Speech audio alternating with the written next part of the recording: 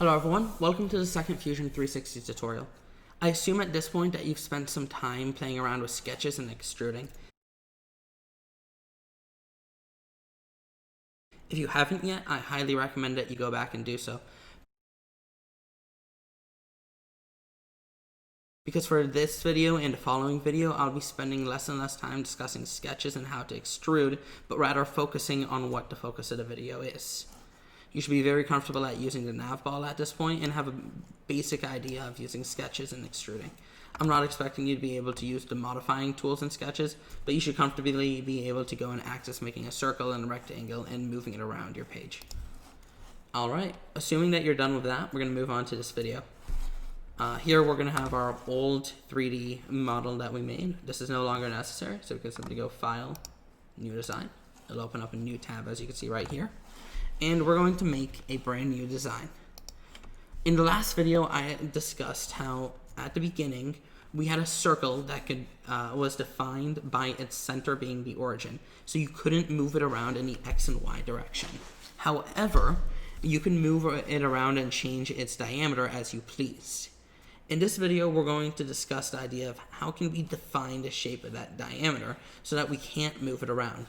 And this will let us then access what I was talking about at the beginning of the video of the concept of parametric design, with every single line and dimension being defined by some other point, meaning that you only have to change a couple of dimensions to completely rescale and change your project, but not have to rescale every single individual component, every single individual sketch. All right, starting off again, I'm going to access the origin tool, make the origin appear. Right-click on the plane that we're interested in, and create a sketch. I'm going to again access the circle tool, as we previously did, and have it defined by this center point. Alright, now that we're done with that, we can once again freely move our circle around. And as we can see, we can't actually move it into XY direction. So let's actually define the diameter of this. We're going to use what's called the dimension tool. We can access the dimension tool with the keyboard shortcut D for dimension, and then simply click on the circle, and you'd have this dimension appear. You can place it as you want. This is purely visual for you to be able to move around. Also, when you're done with your dimension tool, you can click on Escape to get out of it, just like in any of your sketches. This is purely visual. Put it where it bothers you the least. By double-clicking on it, or when you made it, you can actually set its size. Here, I'm going to set this to be 50 millimeters. I don't actually have to write millimeters, since as you remember at the beginning of the last video, the default document setting was set to millimeters. So here I click enter, and now I have a 50 millimeter circle. This circle's diameter is defined, and its center point is defined. That means there is no way for me to move this circle. If I were to move it in the XY direction, that would mean its center point isn't defined, which it is. If I were to make it bigger or smaller, then its diameter isn't defined, which it is. As you can see, this is what we call a fully defined sketch. And if you click off of it, you can see that it's no longer blue, but now it's black, meaning that it is defined. All right, let's make that rectangle again, as we were talking about. Up here, we could go and select rectangle, but instead of doing that, I'm going to teach you guys how to access a shortcut to do so. And that shortcut is actually just going to be accessing the shortcut tool using the keyboard, using S on your keyboard. You can access sketch shortcuts. Here you have a few pinned for you: line, 2-point rectangle, and center diameter circle. But here I can search what I want. Let me go ahead and search up rectangle, see what I get.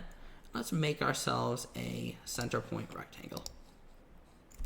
Alright, now that we have our center point rectangle, once again, we can see it's not fully defined, as in we can move it around freely, but it does actually already come with some pre-made constraints for us.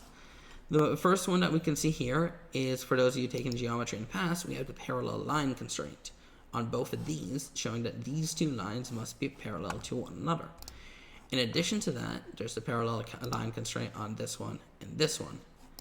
And then finally, when we were making this, we ended up putting it in such a way so that this line right here was actually made to be parallel with the x-axis, which is why we see this constraint right here, defining the vertical constraint.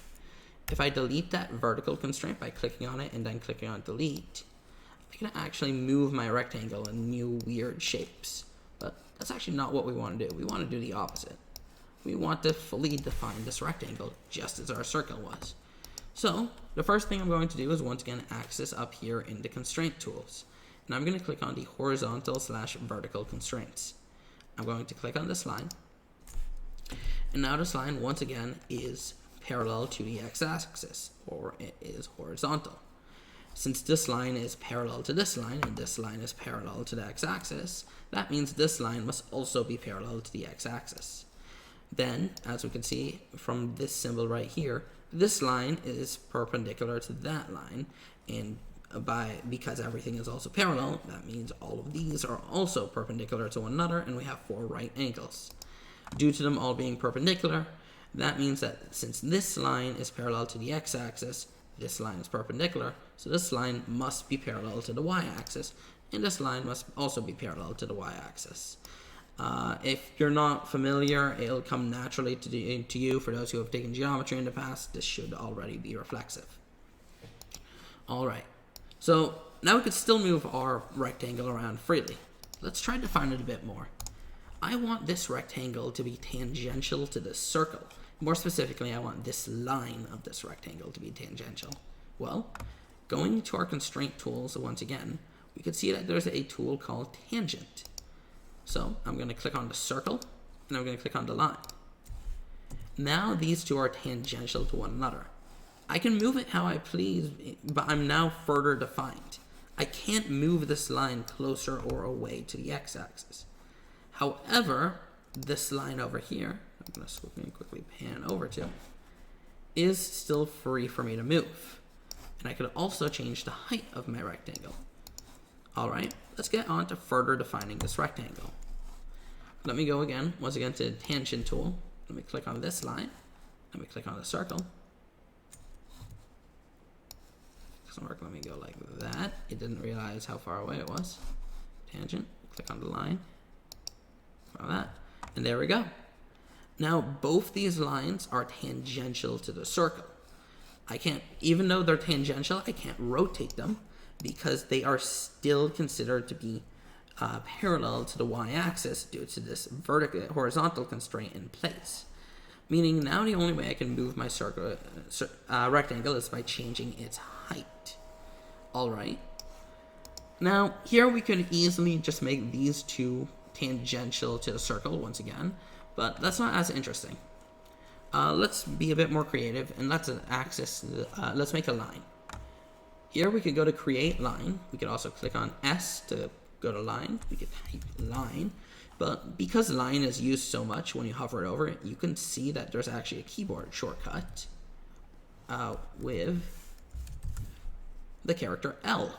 So if we just clicked on L on our keyboard, we now access the line tool. So here's what I'm going to do. I'm going to make a line that goes from this point of the center all the way down to the rectangle. Now, when we're just hovering it over it, we could see a few symbols appear. We could see a right angle symbol being that partial square. We could see the triangle symbol. Triangle represents midpoint.